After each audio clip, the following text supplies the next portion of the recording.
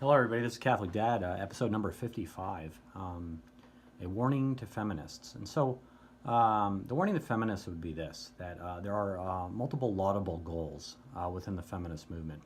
And I think most men that I know, most men that have integrity and dignity and so on and so forth, they agree with a lot of those goals, that equality for women is a good thing, equal opportunity for women are very laudable. Even like in a lot of the things like when women didn't have property rights, that was a big problem that needed correction. And I think a lot of those goals, which have been achieved in today's America, at least. I mean, there are problems all over the world with equality of opportunity and property rights for women. But I think in our country, pretty much everything has been equalized under the confines of the law.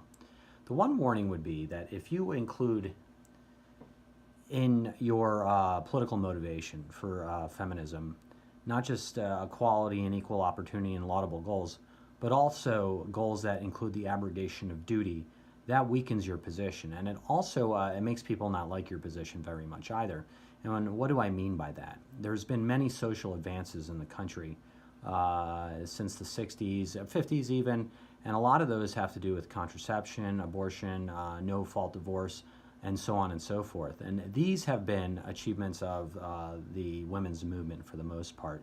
Easy access to contraception, easy access to abortion, and easy access to no-fault divorce. And consequently, the capacity in no-fault divorce to destroy the financial lives of someone else because you no longer want to be in a marriage. Now, and when I say abrogation of duty, it's this. Contraception abrogates you from your reproductive life.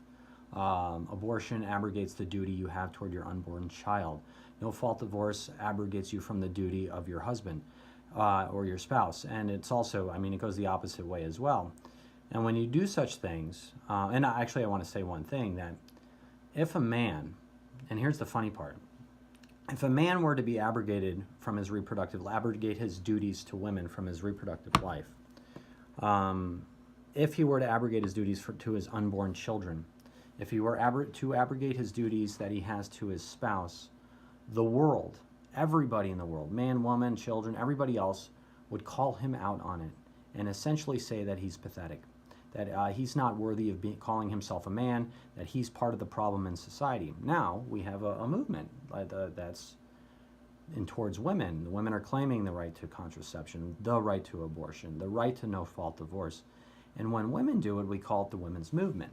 Now, don't you find it slightly ironic? If a man were to do it, the whole world agrees almost universally that that's a problem and he shouldn't be doing it. But when the women do it, pretty much everybody is not allowed to speak out about it, and you have to kind of accept it the way it is. And I think that's a problem because I do believe in the equality of women. I do believe strengthening women. I mean, I have 3 daughters so far, and I believe that they should grow up in a world which helps them become, advance in society and become great members of society. But I do not believe they should abrogate duty, ever. And and here's the deal, right? So mankind, I agree that women are burdened with a lot of things that men are not. In terms of the child, like if an unwanted pregnancy or something like that, they're burdened with the welfare of the child, the well-being of the child, and the man's supposed to be there to help and make things easier. That's how a marriage works. And when a man runs from that, I agree, that's horrible, and it increases the responsibility on the shoulders of the mother and the woman. But what do you do in response when somebody abrogates their duty towards you? Do you run and abrogate the same duty to yourself, or do you step up and actually take more responsibility on your shoulders? That's the real question. And if I were in that situation, I guess I would hope that if I were to be put in a situation where my husband or my spouse and I was expecting a child, that I would be able to figure out ways to support that child, support myself, not abrogate my duty, but actually grab more responsibility and grab more responsibility with regards to my reproductive life. I guess that's all I want to say. Feminism risks, they risk alienating themselves. And the other thing is they also risk alienating men, because when you have no-fault divorce and you have the capacity to destroy the financial lives of someone else, they actually are disincentivized by marriage. Now, who's ultimately protected in marriage? The people that are ultimately protected, the well-being of which is ultimately the woman and the child mostly, but the man a far distant third.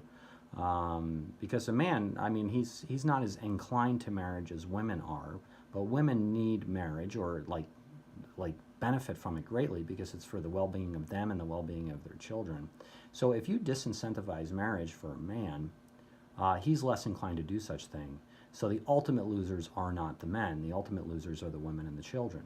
So if the female movement, I mean the feminist movement, if its goal is to abrogate its duty to the family, to the reproductive lives of the woman, to the life of the unborn, and to the responsibilities to the spouse, then men are going to run from that institution, much like women are running from that institution, and the great losers are children. And I don't think the feminist movement should be responsible for that. I mean, they should be the great champions of children. They should be the great champions of marriage. They should be the great champions of reproductive health, and not the other way around. And so this is Catholic Dad making you think about it.